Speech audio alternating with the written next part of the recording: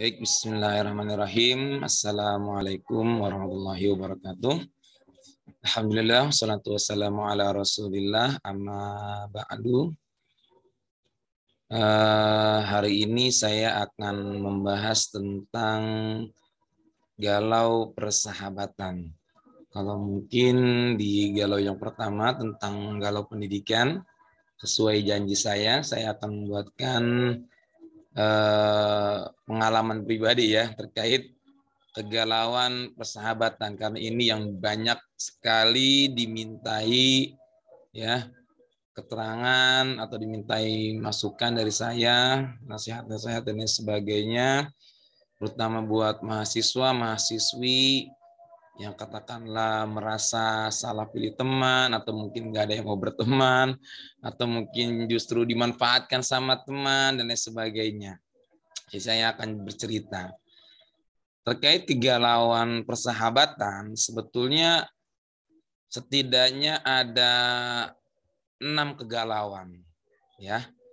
Kegalauan pada masa persahabatan di madrasah ibtidaiyah SD, kegalauan pada masa di SMP madrasah sanawiyah, kegalauan di masa SMA atau madrasah aliyah, kegalauan di S1 nih, ini yang banyak banget sering ditanyakan ya, mereka-mereka yang mungkin memang dari luar daerah, tradisi, adat, budaya dan lain sebagainya juga berbeda, tiba-tiba kumpul di Jakarta ya kan, mungkin masih butuh adaptasi.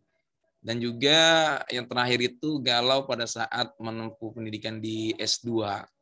Nah ini ya kegalauan-kegalauan yang saya rasakan. Sebetulnya kalau dari usia 5 tahun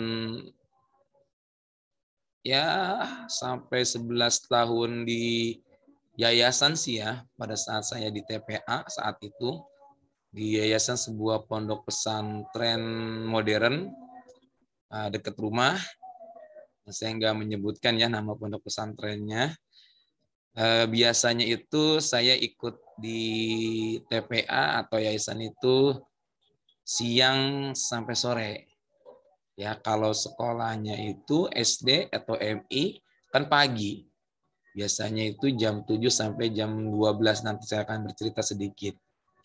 Juga ba'da maghribnya itu ada ikut pengajian juga ba'da maghrib ya, terkait setoran hafalan Al-Quran, lalu praktek-praktek sholat ya, katakanlah doa-doa, hafalan doa-doa pendek dalam kehidupan sehari-hari, lalu belajar kaligrafi, ada juga muhadharah tuh biasanya tuh setiap malam minggu kalau nggak salah ya, tampil pidato, belajar berpidato, tampil untuk bersolawat, juga mengikuti beberapa kajian kitab-kitab juga. Ada misalkan Arba'in Nawawi, ada Safinatun Najah, ada Riyadhis Sholihin, dan lain-lain lah ya. Tapi setahu saya semenjak di pondok pesantren atau di yayasan belum ditemukan kegalauan. Nah, kegalauan ini muncul yang pertama itu di madrasah ibtidaiyah justru. Ya, masuk kelas SD atau MI usia 6 tahun ya lebih lah, sampai kelas 6 itu kan usia 11 tahun atau hampir 11 lebih lah ya, 2 tahun 12 lah. Nah, di sana tuh kegalauan itu sering bertengkar sama teman. Ya, bertengkarnya kenapa? Waktu angkatan saya itu cuma ada 2 kelas, ada kelas A, ada kelas B. Dan kita itu di meskipun 2 kelas tapi menempati hanya 1 ruangan. Artinya gini, jam 7 sampai jam 9.30 misalkan itu untuk kelas A. Lalu jam 9.30 sampai jam 11.30 itu untuk kelas B, atau mungkin sampai jam 12 ya. Nah, itu bertengkarnya itu pada saat mereka keluar, kita masuk. Karena memang kita tuh udah sengaja, saya ya udah sengaja memang udah nunggu di luar karena memang sudah jamnya. Ketika mereka keluar lalu kita masuk, wah di situ tuh udah mulai dorong-dorongan lah, pukul-pukulan dan lain sebagainya, senggol-senggolan, mulai pertengkaran di situ, tuh luar biasa persahabatannya. Lalu kemudian apalagi, katakanlah di antara teman madrasah ibtidaiyah saya itu kan ada 3-4 orang wanita lah yang bisa dikatakan cantik seperti itu ya. Jadi banyak digodain sama kelas yang bertengkar tadi. Misalkan katakanlah saya kelas A atau mungkin kelas B ya. Lalu yang kelas sebelahnya itu cowok-cowoknya semua godain teman-teman wanita saya. Yang katakanlah bisa dikatakan cantik lah ya. 3-4 orang, dan saya nggak menyebutkan nama orangnya, dan mereka pasti kalau dengar ini mereka pasti sadar lah ya. Dan salah satu di antara mereka kemarin dapat kabar, bukan kemarin ya, beberapa tahun ada yang meninggal dunia. Nah, kita doakan Allah maghfirlaha warhamha wa'afiha wa'fu anha. Dan ini kenapa saya melindungi? Karena memang saya diamanahkan menjadi ketua kelas sejak kelas 1 sampai kelas 6. Jadi memang betul-betul melindungi seluruh teman-teman sejatinya mah. Tapi karena memang yang digoda ini 3-4 orang wanita, ya mau nggak mau kan akhirnya, apalagi pas kelas apa tuh, kelas 5, kelas 6. Kelas 5, kelas 6 itu kan kebetulan memang ruangannya sudah mulai berbeda ya. Mereka punya kelas sendiri, kami pun punya kelas sendiri. Cuma ketika kami mau masuk ke kelas kami itu harus melewati kelasnya mereka. Nah, ketika melewati kelasnya mereka, itulah di sana mereka tuh goda teman-teman wanita saya. Lalu mereka mengadu ke saya, minta perlindungan dan lain sebagainya. Saya ajak teman-teman, nggak ada yang mau bantu. Akhirnya saya yang datang sendiri, ya. Saya bantu siapa yang tadi macam-macam, siapa tadi yang pegang-pegang, siapa tadi yang goda-goda, siapa yang tadi berbuat nggak baik, misalkan. Ditunjuk orang-orangnya. Ya sebelum saya melawan atau mungkin menasehati atau mungkin mengingatkan, malah justru mereka mukuli saya. Ada yang satu mulai nendang, yang satu mulai ngejorokin gitu, yang ngedorong. Ada juga yang mulai mukul dan lain sebagainya. Saya dirame-ramein mereka tuh. Mereka ada segerombolan, memang katakanlah bisa dikatakan geng lah ya, geng kelas. Ada berapa? Ada sekitar 5-9 orang lah yang dianggap bandel itu. Nah, saya tuh melindungi wanita itu, ternyata bukannya menang malah babak belur. Ini luar biasa. Jadi akhirnya apa endingnya? Ya saya nggak berteman dengan mereka, dengan kelas yang bertarung tadi itu. Nah, itu mulai kegalauan yang pertamanya. Lalu mulai kegalauan yang keduanya masuk di masa-masa SMP atau Madrasah Sanawiyah.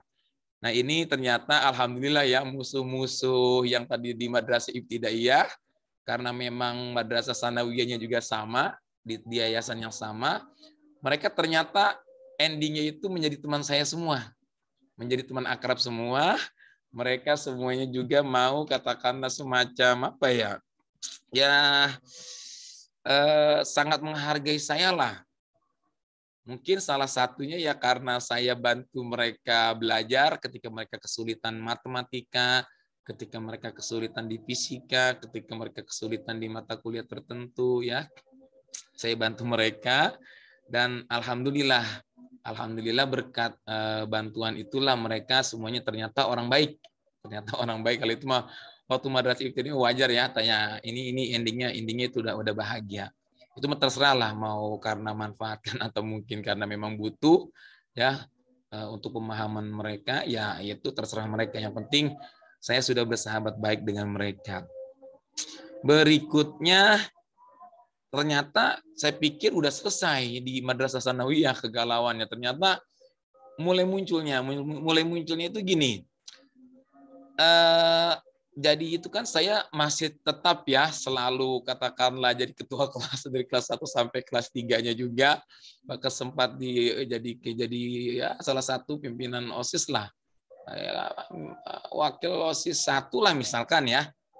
Misalkan ternyata banyak teman-teman wanita itu yang dalam tanda kutip banyak mencintai saya gitu. Ada yang kirim surat, ada yang kirim surat kertas, ada yang menyatakan langsung ada yang pokoknya ekstrim-ekstrim lah ya, masa-masa SMP itu mereka katakanlah memang masa-masa puberitas, ya akhirnya apa? Teman-teman laki saya itu yang suka sama wanita itu, tapi ternyata wanitanya suka ke saya, mereka itu marah semuanya. Mereka marah semuanya ke saya, akhirnya mereka nggak mau berteman dengan saya. Lalu saya sampaikan bahwa saya itu nggak ngerespon mereka. Saya itu tidak mencintai mereka. Saya itu hanya fokus mau belajar. Bahkan sampai ada salah satu surat tuh wanita yang bilang, saya akan terus menunggu Bukhari. Aduh, luar biasa. Mau sampai kapanpun saya akan tunggu. Aduh, ini ekstrim lah ya, luar biasa ini. Ini luar biasa. Tapi berkat saya nggak respon, alhamdulillah teman-teman yang lelaki saya itu akhirnya merapat kembali dan menjadi teman akrab ya. Endingnya lagi-lagi bahagia, alhamdulillah. Berikutnya masuk ke SMA atau Madrasah Aliyah Negeri lah Dimannya. Jadi kalau kegalauan Diman itu gini, kan waktu tes masuk Diman itu kan Man 2 Tangerang, ini boleh ya saya sebutkan namanya ya. Jadi ada satu ruangan besar, jadi 3 ruang kelas itu ada koridornya dibuka semuanya, diluaskan, ada ruang tes. Nah, di sana tuh ratusan siswa-siswi dari berbagai MTS, SMP, dan lain sebagainya, semua berkumpul untuk mengikuti tes agar bisa diterima di MAN tersebut. Biasanya memang sekitar 500 sampai 700 siswa-siswi ya yang ikut tes. Yang keterima itu hanya, kalau nggak salah berapa? 4 kelas. 4 kelas kalau dia 40, 4 kali 4 berarti hanya 160 yang diterima. Bayangkan, dari 500 sampai 700 siswa, yang keterima hanya 160. Nah, galaunya itu ketika saya mau ikut tes, jadi itu sebetulnya saya itu datangnya telat. Ya, datangnya telat, semua kursi semua udah terisi.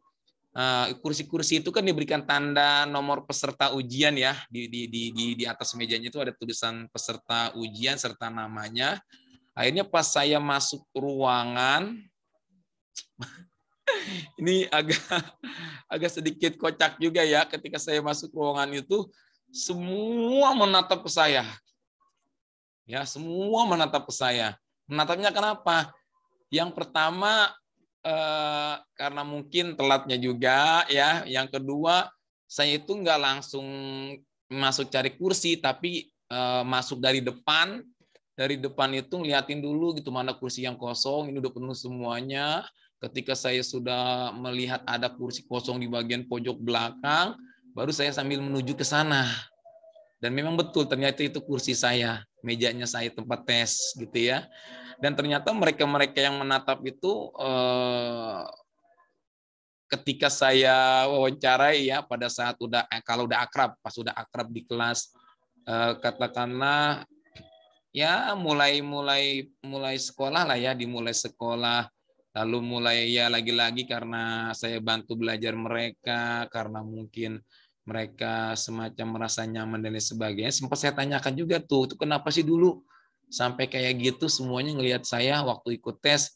Ternyata apa coba? Mereka itu mau menyampaikan ke saya bahwa ya ini kok anak MTS, anak SMP sudah kumisan gitu. Ini coba diperhatikan tuh kan nih. Ini tuh, nih. Nah itu memang betul. Saya itu udah dari pas MTS masuk ke SMA sengaja tuh ada kumis-kumis saya nggak cukur, jadi kumisnya itu banyak berewok gitu ya, seperti inilah. Ini seperti inilah kira-kira, berewok dan lain sebagainya, ada jenggotannya juga. Akhirnya mereka menganggap, mereka alhamdulillah jujur ya, mereka bilang waktu itu Luri kayak tua gitu, kok ini ada orang tua ikut tes sekelas SMP mau masuk ke SMA atau sekelas MTS mau masuk ke madrasah. Nah, di situ tuh mereka nggak ada yang mau berteman di situ tuh, dari pas melihat, mungkin karena lihat tuanya kali ya, ditambah satu kumisan juga, kedua memang saya kan memang petani dari kecil, dari lahir memang udah dimainnya di sawah, suka main panas-panasan, jemur-jemuran dan lain sebagainya, udah hitam, udah kumisan, udah nggak keurus, pokoknya udah macem-macem lah. Makanya mereka itu menyampaikan seperti itu. Tapi ya lagi-lagi alhamdulillah ya endingnya bahagia karena memang ya itu kembali. Karena memang saya bantu mereka belajar, yang nggak ngerti kimia saya bantu kimianya, yang nggak ngerti fisika saya bantu fisikanya, yang nggak ngerti perhitungan ekonomi di mata pelajaran ekonomi kan ada hitung-hitungan juga tuh tentang laba rugi dan lain sebagainya, saya bantu juga. Lalu di mata pelajaran lainnya dan alhamdulillah semua tuh akhirnya mau berteman dari proses kelas pertengahan kelas 10 lah ya. Mulai di minggu pertama kedua lah itu sudah mulai di sana alhamdulillah. Berikutnya masuk kegalauan di level yang S1. Nah, ini nih yang banyak ditanyakan sama mahasiswa-mahasiswi juga ya. Ini coba betul-betul diperhatikan. Untuk S1 itu sebetulnya kegalauannya dari masa ya propesa ya. Semacam pengenalan kampus lah. Biasanya kan maba atau mahasiswa baru itu kan ada semacam pengenalan kampus ya. Kita semuanya dikumpulkan dari berbagai prodi, dari berbagai jurusan di dalam satu fakultas, atau mungkin nantinya itu juga digabungkan antara seluruh fakultas, universitas, seluruh mahasiswa baru. Nah, dari sana mungkin lagi-lagi karena memang petani lalu kumisan juga, sengaja saya nggak cukur-cukur itu nih seperti ini, sengaja saya nggak cukur-cukur, mungkin karena kumisan juga nggak keurus juga, hitam juga dan lain sebagainya, ya seperti tampilan orang miskin lah ya. Mereka yang nggak ada yang mau berteman, lagi-lagi semua tuh. Saya coba merapat ke kanan di kelompok tertentu, tetap nggak ada yang mau berteman. Saya lama merapat ke kiri, nggak ada yang mau berteman. Di tengah-tengah juga nggak ada yang mau nanya-nanya. Saya lihat, aduh, galau banget pokoknya. Akhirnya apa? Saya mundur ke paling belakang. Jadi itu dari sekian ratus peserta atau sekian ribu mahasiswa, saya duduknya di paling belakang. Karena ya mereka nggak ada yang mau berteman, nggak ada yang mau ngobrol. Saya tanya-tanya mereka nggak ngerespon. Ya akhirnya saya duduk paling belakang dan alhamdulillahnya ada tuh satu teman cowok ya yang mau juga menanggapi saya. Cuma sebetulnya menanggapinya sih bukan karena berteman ya, dia tadinya awalnya tanya bahwa maba hari pertama bener nggak siapa namanya gitu kan, kita kenalan ya, kenalan di sana dan ternyata dia salah tempat. Jadi hari pertama itu kan harusnya di masing-masing fakultas ya, tapi dia itu ternyata dari fakultas kedokteran. Jadi dia salah tempat, akhirnya saya rekomendasikan ya harusnya ke fakultas masing-masing. Dan dia nggak tahu tempatnya kan. Ya lalu saya kasih tahu tempatnya itu di Kertamukti. Bahwa fakultas kedokteran itu beda, bukan di kampus satu adanya. Itu cuma satu teman tuh. Jadi itu pun dari kedokteran. Artinya sefakultas nggak ada yang mau berteman sama saya. Lalu ditambah lagi ketika di maba kan ada semacam bentuk buat kelompok tuh ya dari berbagai prodi. Misalkan di sana ada prodi kimia, fisika, biologi, PAI, manajemen atau mungkin dari bahasa Arab, lalu ada dari bahasa Inggris, bahasa Indonesia, macam-macam lah. Kita kan banyak prodi tuh di fakultas. Ternyata di kelompok itu nggak ada salah satu yang nggak mau nerima saya. Ya mungkin itu karena tampilannya kelihatannya miskin, tua, udah kumisan, hitam juga, nggak keurus ya. Lagi-lagi seperti itu ya, ini prediksi saya sih ya. Dan ngelihat respon dari teman-teman di kelompok lain juga gitu, wajahnya itu kayak semacam apa ya, jutek gitulah. Kayak semacam ya kalian pasti merasakan lah ya, kalau kita ngerasa nggak ngerasa diakui itu pasti kerasa banget. Dan berikutnya lagi ada semacam apa nih? Ya, kalau boleh saya sampaikan yang paling keras menolak saya di kelompok itu ada satu wanita. Satu wanita yang menolak saya padahal wanita tersebut satu prodi dengan saya. Bayangkan, saya nggak nyebut namanya. Padahal dia satu prodi sama saya di kimia, di pendidikan kimia, tapi dia yang paling ekstrim menolak saya. Ini coba sangat disayangkan sekali. Kalau dari prodi lain kan nggak apa-apa ya. Selesai maba kan mereka masing-masing balik ke prodi masing-masing. Tapi ini dari prodi ketemu lagi. Akhirnya apa? Wah, Akhirnya ketika ada satu mata kuliah tertentu gitu kan lah, misalkan boleh nggak saya sebutkan nih mata kuliahnya, misalkan katakan bahasa Indonesia lah.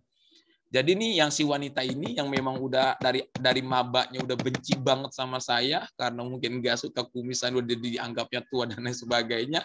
Ketika saya satu kelompok bahasa ini sama dia, itu ditolak mentah-mentah, dia nggak mau. Itu wanita, waduh, ekstrim banget lah pokoknya. Ya itu luar biasa. Dan sebetulnya kegalauan dari masuk awal kuliah itu sebetulnya diawalinya pada saat kuliah perdana ya, pada masuk kelas. Jadi itu memang saya itu masuk kelasnya itu hari pertama, mata kuliah pertama, datangnya telat lagi-lagi. Datangnya telat, tapi telatnya alhamdulillah dosennya belum ada. Nah, ketika saya masuk ke dalam kelas, saya buka pintu, ternyata itu semua kursi sudah terisi oleh mahasiswa-mahasiswa baru dari prodi kimia. Mereka semua isi, yang dari depan sudah penuh semuanya. Lalu apa yang terjadi? Nah, ini menarik nih. Ketika saya masuk, mereka semua terdiam. Mereka semuanya menatap ke saya. Akhirnya apa ya? Saya juga ikut diam. Pas masuk, saya diam di depan, saya berdiri, mereka menatap saya ikut menatap. Saya ikut diam. Saya lihatin wajahnya satu persatu. Kenapa ya? Kok menatapnya jutek amat atau mungkin serius amat gitu. Hayu semuanya menatap ke saya karena memang tampilannya ya. Yang pertama saya semacam membawa katakanlah tas besar gitu ya, membawa tas besar, terus juga membawa laptop juga ya kan, sambil bawa laptop. Terus apalagi ya sebetulnya sih menurut mereka tuh ketika saya masuk bukan dianggap teman, dianggapnya itu dosen sama mereka. Tapi alhamdulillah ya berkat prasangka baiknya mereka, alhamdulillah sekarang benar-benar menjadi dosen tetap di UIN Jakarta. Alhamdulillah, itu hikmahnya. Nah, akhirnya apa? Mereka semua ketika saya terdiam, lalu saya lihat ternyata ada kursi di belakang satu kosong tuh, pojokan paling kanan yang dekat kaca. Kalau kalian nanti lihat itu di pojok kanan ada kaca yang bisa kita lihat menatap keluar. Ada satu kursi kosong. Saya menuju ke sana. Ketika saya menuju ke sana, semua tetap masih liatin saya. Saya sambil berjalan. Lalu pas saya duduk di kursi itu, semua ketawa. Sambil bercanda-bercanda, ketawa dan lain sebagainya. Dianggapnya apa? Ya semacam kayak kok ini mahasiswa tua gitu ya, lagi-lagi karena memang kumisan, apalagi tadi udah dianggap dosen, ternyata teman, ternyata seangkatan, ternyata satu kelas. Ya endingnya mereka nggak ada yang mau berteman lagi aja. Saya sendirian aja di pojokan. Mereka semua ngobrol tuh, masing-masingnya punya komunitas sendiri-sendiri, ngobrol yang asiknya si A dengan si B, si C dengan si D, si E dengan si F dan lain sebagainya. Saya mah sendirian aja di pojokan tuh hari pertama. Nah, ini luar biasa teman-teman. Adik-adik semuanya. Galaunya itu Masya Allah gitu ya. Akhirnya apa? Saya selalu mengajarkan rajin ke perpus. Nah, maka ketika muncul kegalauan ini semuanya nggak ada yang mau berteman dengan saya itu akhirnya rajin ke perpustakaan. Ya, rajin ke perpustakaan. Jadi harus sering ke perpustakaan. Ya, buat kalian-kalian yang katakanlah memang belum dapat sahabat, belum dapat teman, atau mungkin nggak ada yang mau berteman, banyakin waktu ke perpustakaan.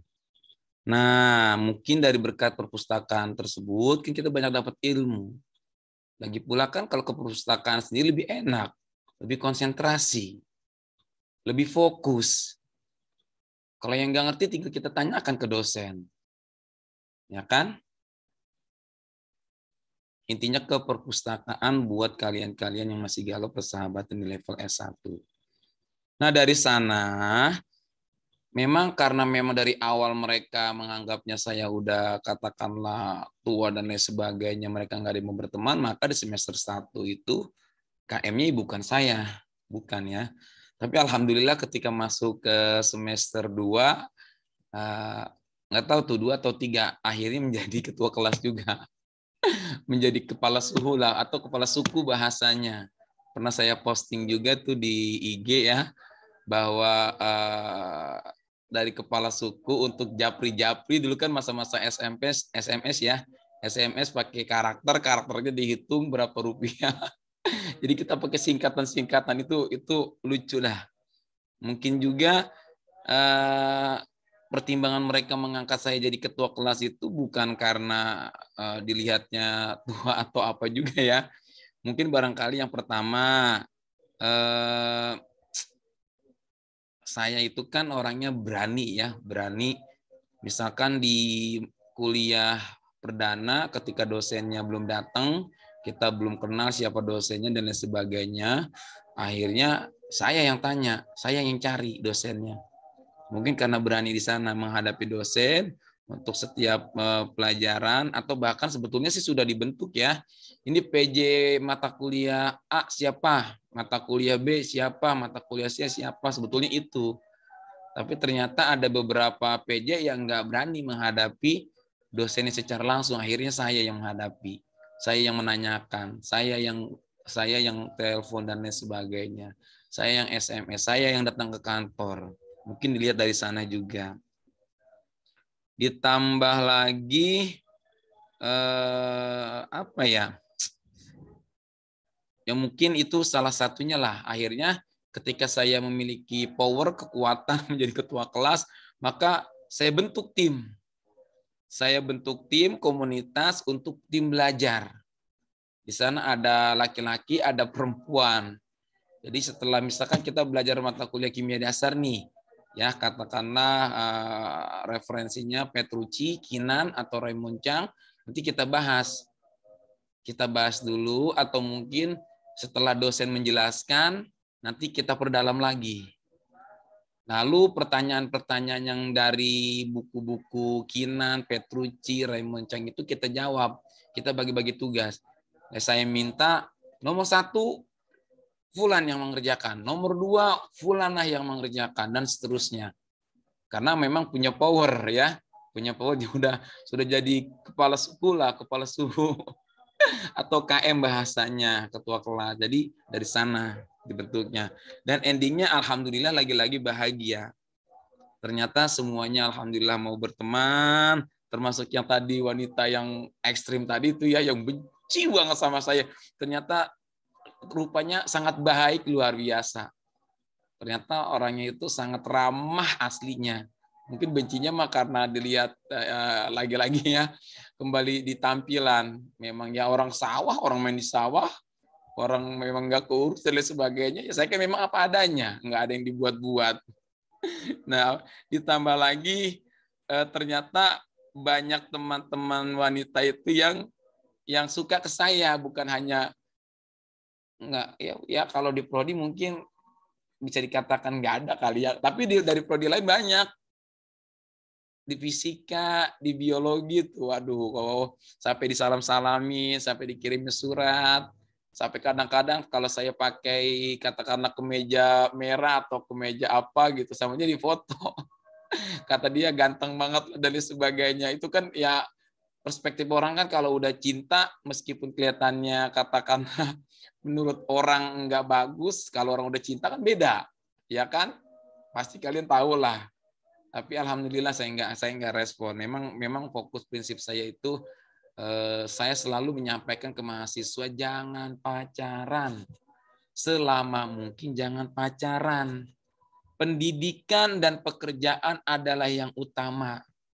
Jika waktunya sudah sesuai, ya, maka cinta yang berkelas akan datang. Tuh, jadikan quote buat kalian. Itu saya kutip dari salah satu motivator nasional. Ya, sekali lagi saya ingatkan ya. Saya ulangi, ini boleh nih kalau mau bikin status silakan. Jangan pacaran. selama mungkin jangan pacaran. Pekerjaan, pendidikan dan pekerjaan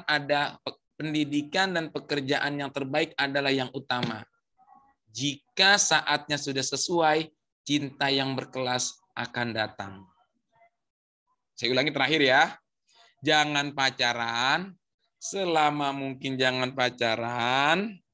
Pendidikan dan pekerjaan yang terbaik adalah yang utama.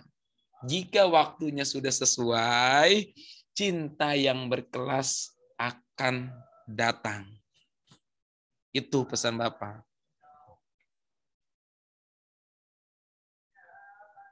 Dan sebetulnya saya nggak tahu juga ya, mereka yang mencintai itu karena apa nggak tahu juga. Yang jelas kalau orang udah jatuh cinta mah beda lah ya. Tapi prinsip saya seperti itu. Ya kalau dibilang suka sih suka ya, orang cantik. Sebetulnya di hati, tapi karena memang pegang prinsip ya akhirnya kita tanamkan itu dan kita masukkan ke dalam benak hati kita yang paling dalam. Apalagi kita sudah bikin quote, sudah kita posting. Nah, itu kan sebetulnya ketika saya posting itu sebetulnya bukan buat orang lain, tapi itu justru buat diri saya sendiri. Kalau misalkan orang lain berpengaruh, bisa memotivasi yang lain juga, ya alhamdulillah, itu menjadi amal jariah. Tapi sejatinya saya posting itu hanya untuk diri sendiri, untuk mengingatkan. Ya, berikutnya juga mungkin nggak tahu ya dilihat dari apanya gitu di saya. Banyak partai-partai dulu kan ada semacam pemilihan presiden jurusan, presiden fakultas, presiden universitas. Kalau sekarang itu bahasanya HMPS, ya, Himpunan Mahasiswa Program Studi. Kalau dulu itu namanya HMJ, Himpunan Mahasiswa Jurusan. Dan setiap itu ada presidennya. Dan beberapa partai ada salah satu saya nggak sebutkan, itu pimpinannya datang ke saya menawarkan untuk menjadi calon presiden. Dan saya menolak. Nah, kenapa menolak?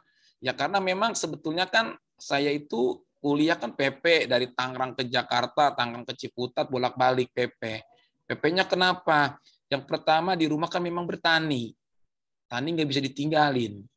Ya kan? Yang kedua sambil ngajar privat juga. Sambil mengasah ilmu, dapat ilmu dari salah satu dosen, langsung saya aplikasikan. Jadi semakin kita amalkan ilmunya akan semakin menguatkan buat diri kita sendiri, semakin tertanam di pikiran kita. Ditambah lagi untuk membantu biaya SPP dan lain sebagainya kan dari sana sebetulnya, dari hasil pertanian dan hasil privat tersebut. Nah, ketika salah satu pimpinannya itu maksa banget, sampai maksa banget, mohon-mohon dan lain sebagainya, nggak tahu lihat potensi apa gitu dari Bapak, dari saya gitu ya, nggak tahu lihat apa mereka.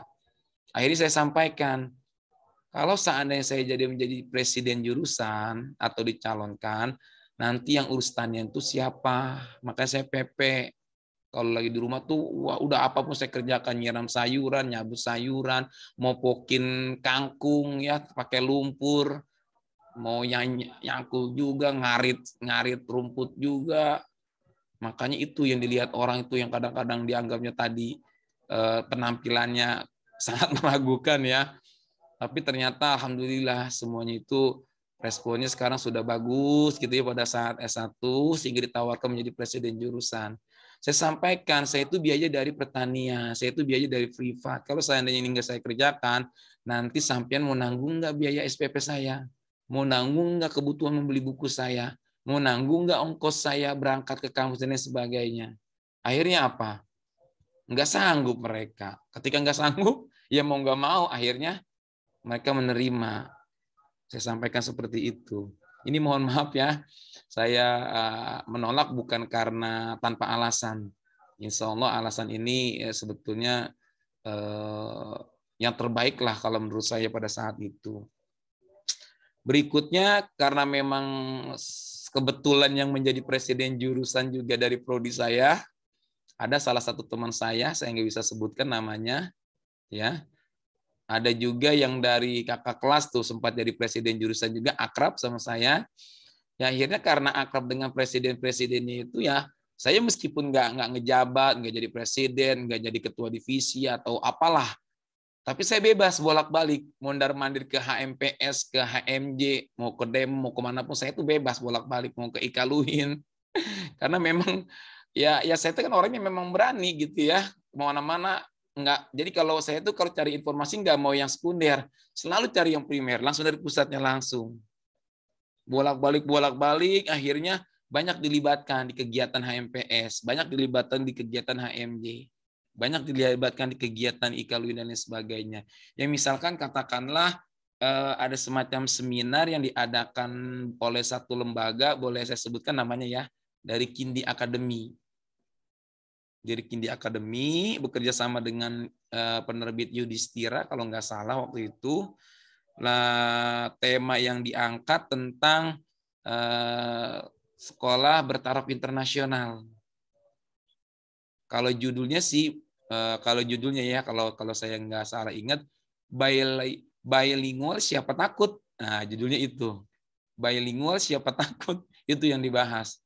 Karena memang tuntutan dari sekolah yang bertaraf internasional itu mengharuskan untuk menggunakan bahasa Inggris atau paling tidak 2 bahasa lah. Seperti itu. Jadi memang ada seminarnya dan saya terlibat di sana. Mulai dari menyebarkan undangan ke seluruh sekolah-sekolah yang ada di Jakarta, seluruh Jakarta keliling mondar-mandir sama presidennya. Bayangkan ya, saya diboncengin langsung sama presidennya. Dia yang nyetir, dia yang bawa motor. Datang ke sekolah-sekolah tidak hanya Islam ya, sekolah-sekolah Kristen, sekolah-sekolah Hindu, Buddha dan lain sebagainya, semua kita undang di Jakarta. Dan alhamdulillah pesertanya itu sangat banyak sekali. Jadi sebetulnya bebas bolak-balik mondar-mandir meskipun nggak menjabat. Nah ini lagi-lagi endingnya bahagia ya, alhamdulillah di S1. Jadi jangan nggak usah sedih. Makanya saat ini belum mendapatkan teman ya, galau persahabatan, banyakin ke perpus aja. Insya Allah lebih bermanfaat. Ya. Nah, sekarang masuk ke galau yang terakhir nih. Waktu pendidikan di S2 di Bandung. Saya nggak perlu menyebutkan nama kampusnya ya. Galaunya gini, ternyata kita-kita yang dari UIN itu nggak dianggap sama mereka. Jadi teman sekelas saya itu kan ada yang dari Unpad, ada yang dari UNP, ada yang dari Unimed. Itu kali ini ada yang dari prodi lain juga ya, ada yang dari Unimed, ada yang dari UNM dan lain sebagainya lah. Mereka itu rata-rata semua perguruan tinggi umum. Nah, kalau saya dari UIN. Dan ternyata dari UIN itu dianggapnya dipandang sebelah mata secara kemampuan akademiknya. Dan memang ya saya mengakui itu sih sebetulnya. Ya, karena memang mungkin mereka memiliki ilmu yang lebih banyak, mereka menguasai konten yang lebih tajam, dan mereka juga rata-rata peserta Olimpiade tingkat S1. Mereka juga teman-teman saya itu terbaik di kampusnya. Mereka orang hebat-hebat semua, mereka orang pinter-pinter semua, ya wajar. Apalagi melihat penampilan saya kan ya seperti ini ya. Kalau sekarang udah mendingan nih, udah agak bagusan. Kalau dulu tuh coba, aduh, kalau kalian lihat wajah-wajah penampilan saya zaman-zaman dari kecil sampai S1 itu, aduh, meragukan sekali. Kurusnya dapet, dekilnya dapet, kumis brewokannya dapet. Dari seragam juga ketahuan kan kalau orang nggak punya kan kelihatan banget. Mereka tuh ya, ini agak curhat juga nih. Apalagi di mata kuliah tertentu, ya Allah, ya Rob, misalkan di mata kuliah, kalau boleh saya sebutkan di mata kuliah kimia pemisahan gitu ya. Dosennya dari Amerika Serikat, kalau nggak salah namanya Pak Sumar Hendayana. Jadi di sana tuh ternyata ketika dibentuk kelompok untuk melakukan semacam uji alat-alat instrumen, kan ada GCMS, ada UPVIS, ada HPLC, juga ada AAS dan lain sebagainya, diterangkan ya terkait katakanlah semacam apa, bahas tentang waktu itu ya, adalah tentang bahasan tertentu yang memang dituntut untuk membentuk kelompok. Ternyata apa? Ketika saya mau ikut kelompok-kelompok tertentu, nggak ada yang menerima saya. Mereka sudah bentuk kelompok, sudah disampaikan sama dosennya. Silakan Anda bentuk kelompok terdiri dari 4 sampai 5 mahasiswa. Ternyata ketika saya masuk ke kelompok pertama, padahal masih ada kuotanya, mereka 4. Kalau 5 kan berarti masih ada kuota 1. Ditolak. Lalu masuk ke kelompok kedua, padahal mereka masih 3 orang. Kapasitas harusnya 4 sampai 5. Masih ada 2 kuota sebetulnya, saya nggak diterima. Ke kelompok ketiga sama nggak diterima. Ke kelompok yang keempat sama nggak diterima. Akhirnya apa? Saya sampaikan ke dosennya, Pak Sumar, saya nggak usah masuk kelompok lah, Pak. Jadi saya sampaikan, Pak Sumar, saya nggak usah masuk kelompok lah, Pak, nggak apa-apa. Saya sendiri aja. Nanti insya Allah semua tugas-tugas tetap akan saya kerjakan. Aman lah. Saya nggak ada masalah kok. Orang saya mainnya di perpus, saya juga ngerti. Kalau nggak paham, tinggal langsung tanya ke dosen. Akhirnya apa kata Pak Sumar? Nggak boleh Pak Buhori. Ini harus kelompok. Nggak bisa dikerjakan sendiri. Akhirnya sama beliau dipaksa kelompok tertentu untuk menerima saya. Itu dipaksa sama dosennya. Jadi mau nggak mau tuh kelompok menerima saya. Dan alhamdulillah diterima. Nah, yang menyedihkannya, kan kita di kelompok itu kan sebetulnya harusnya dibagi-bagi tugas ya. Si A mengerjakan poin sub yang mana nih? Si B mengerjakan poin sub yang mana? Si C mengerjakan poin sub yang mana dan seterusnya. Nah, seperti itu harusnya ya. Saya udah dapat nih sub tertentu, udah saya cari tentang kation, anion dan lain sebagainya, transisi, semacam pemindahan apa tuh disebutnya pakai alat instrumen.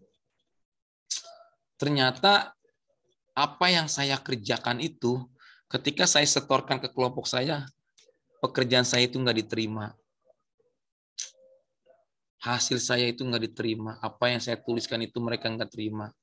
Mereka benar-benar betul, mereka itu benar pinter, mereka betul hebat, mereka betul cerdas.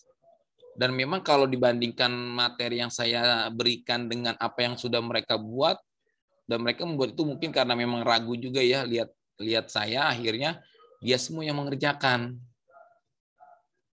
Ya saya berpikirnya positif aja ya, barangkali memang hasil pekerjaan saya itu masih kurang bagus karena kan untuk nilai kelompok ya, nama tetap dimasukkan, tapi sedihnya itu ya paling tidak harusnya dipertimbangkan lah ya, ilmu yang udah saya tulis, udah saya capek-capek dan lain sebagainya, cari referensi ya 1-2 kalimat dimasukkan udah bahagianya luar biasa, tapi ternyata enggak.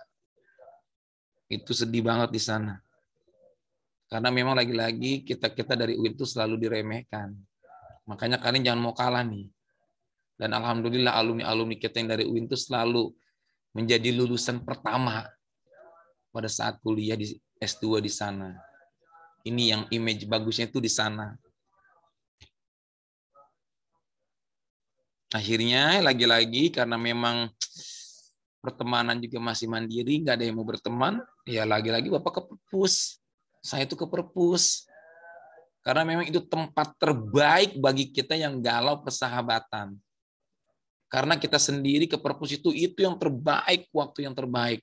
Lebih cepat ilmu masuknya. Ditambah lagi kalau kita berani ke dosennya, bisa langsung tanya ke dosennya.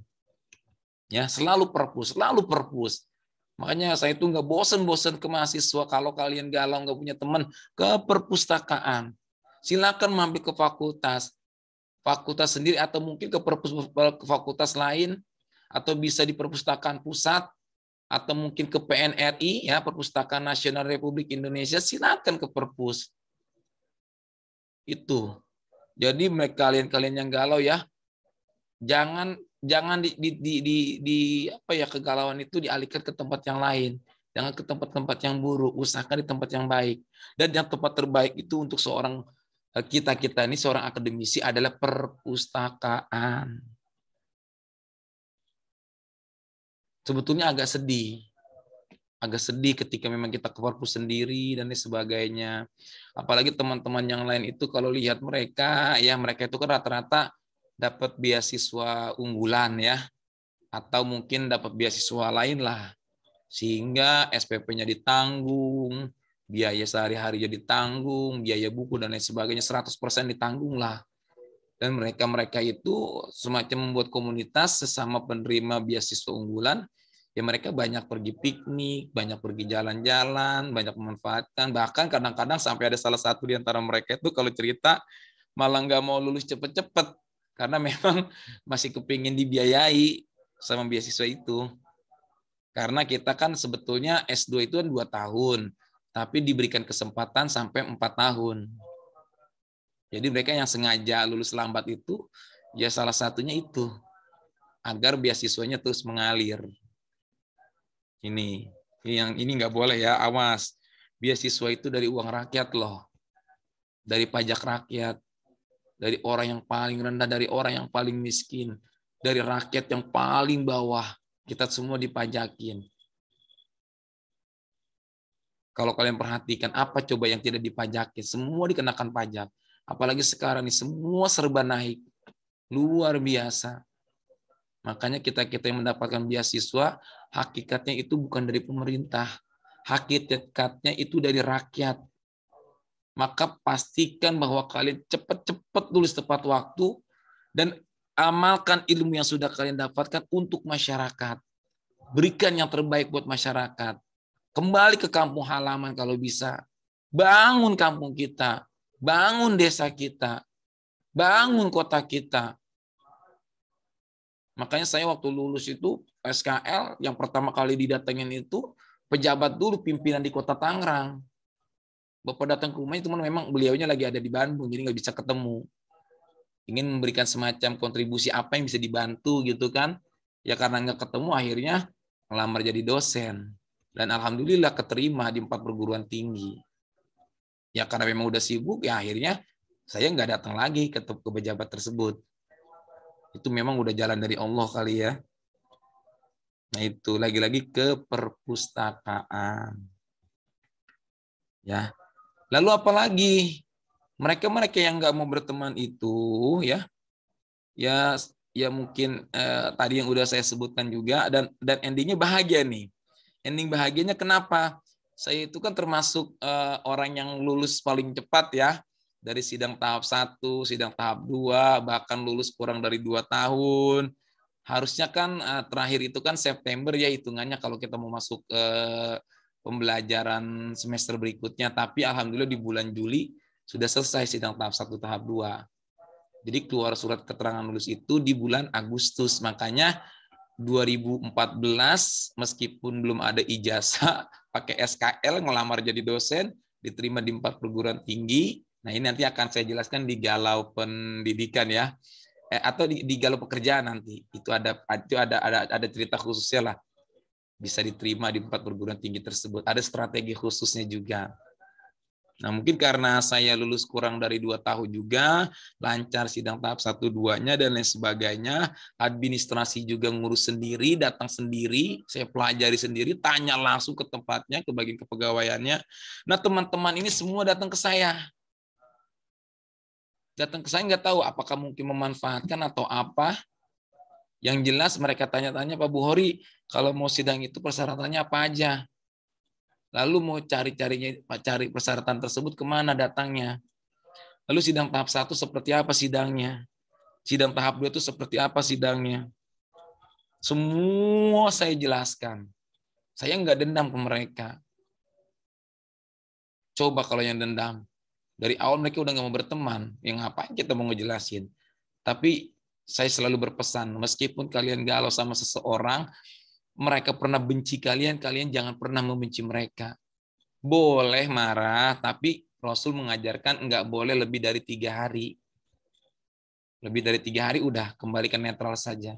Kembalikan saja ke Allah. Insya Allah akan diketuk pintu hatinya. Ya kan? Nah, ditambah lagi terkait administrasi lainnya juga, ya, bertanya-tanya, lalu terkait masalah hubungan dengan dosen juga yang mengajar dan seterusnya, ya.